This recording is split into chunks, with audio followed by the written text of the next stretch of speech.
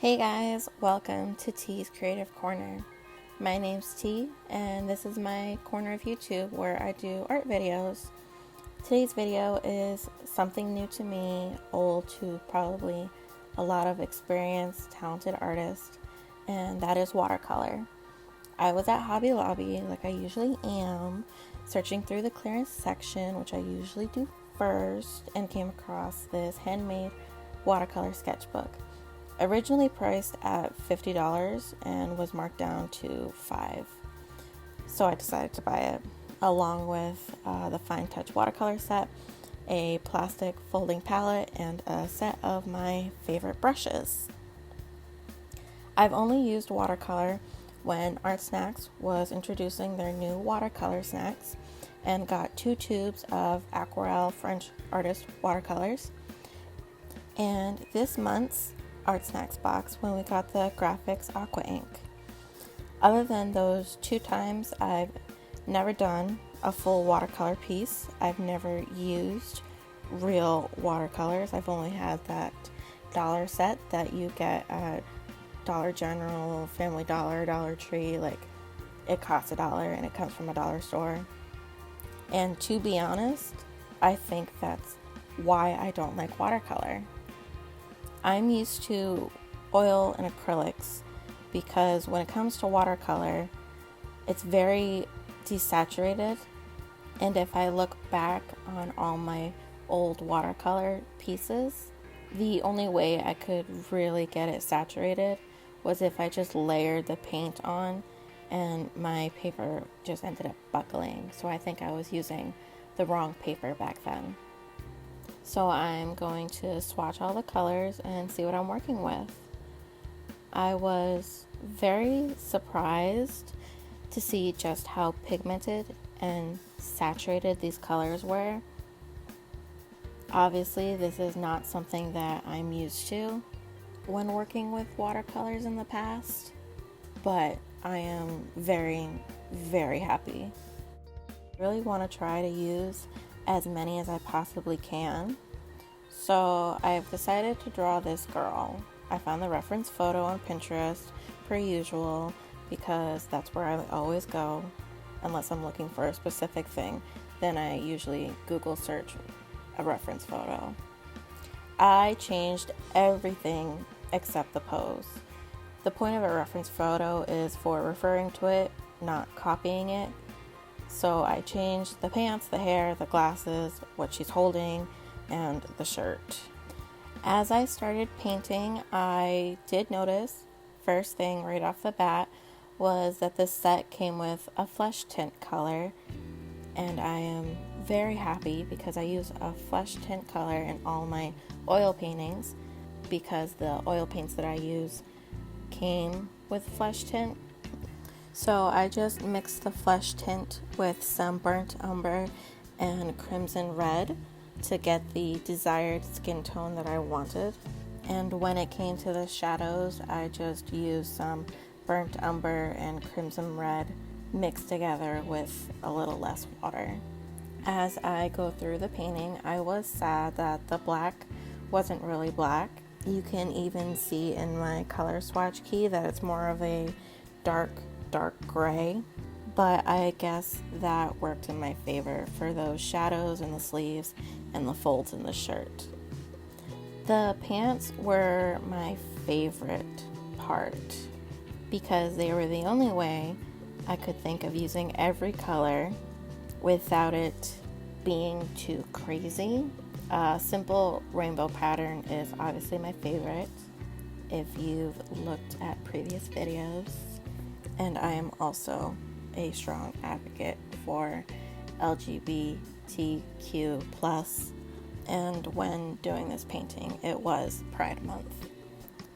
Plus, I think this fashion choice would fit into her personality, especially with the quote that I decided to put on her shirt. The quote is "Be bold" or italic, never regular, and was the inspiration behind this piece and the constant thought that I had before painting anything. How does this relate to the quote? It was also the quote on my high school graduation cap. I don't know who originally said it, but I feel it's something artists and writers can appreciate, because typography is something we use in our work sometimes, all the time.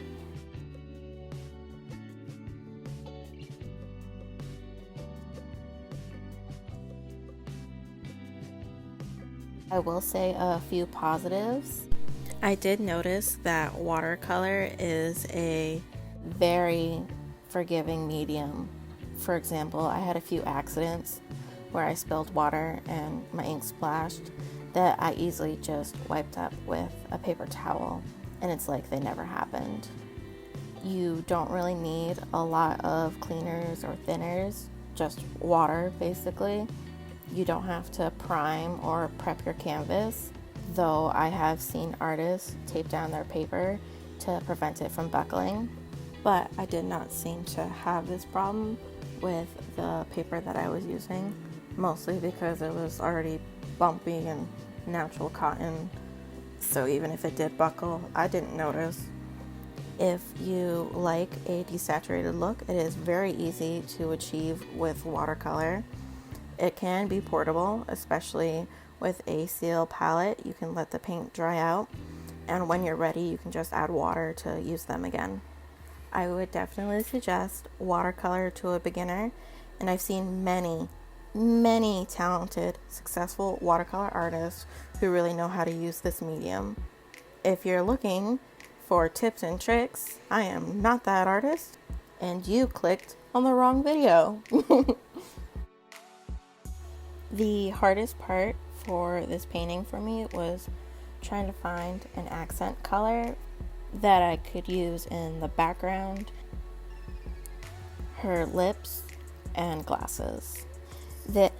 There's already a lot of warm tones with the red, yellow, and orange in the pants, and her warm reddish skin tone and pink hair. So I chose a greenish blue to bring some of the cool tones back into the piece.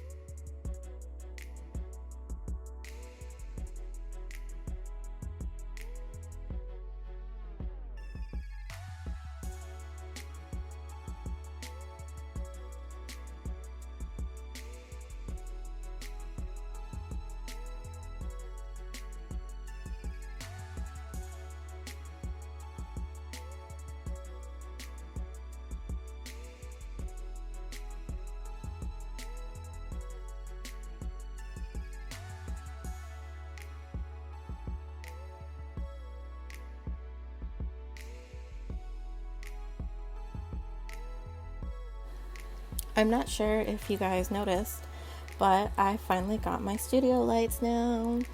I didn't like my setup before because I had a natural light on one side and a cool / blue LED on the other, and now they're both the same hue and are very, very bright. The only reason I got them was because I've made sales on my Etsy store. I've printed, packaged, and shipped a couple orders, and they paid for my lights. I just want to say a quick thank you to those who have checked out my store and bought from me. I do take great pride in being able to sell my art and hope to be able to make a living off being an artist. Now that we're getting closer to finishing the piece, I've let it dry, and I'm using my jelly roll to put in some highlights and write in that "be bold" or italic, never regular quote onto her shirt. I also used my Tombow pen that I've received in an Art Snacks box to do all my outlining on her clothes, and my Copic multi-liner in the color brown to do all the outlining of her skin. And here she is. I hope you guys enjoyed this video. Make sure to check out my other videos where I review and attempt art snack challenges, my sketch sessions where I just sketch in my sketchbook and talk about life. Or if you don't want to hear me talk and just watch me paint, you can check out my oil painting time lapse of a girl in the rainbow sweater. You can also check me out on all my social medias at T's Creativity, one word, on Facebook, Instagram, Twitter, VERO, and Etsy. Thanks for watching, guys, and I'll see you in my next video. Bye.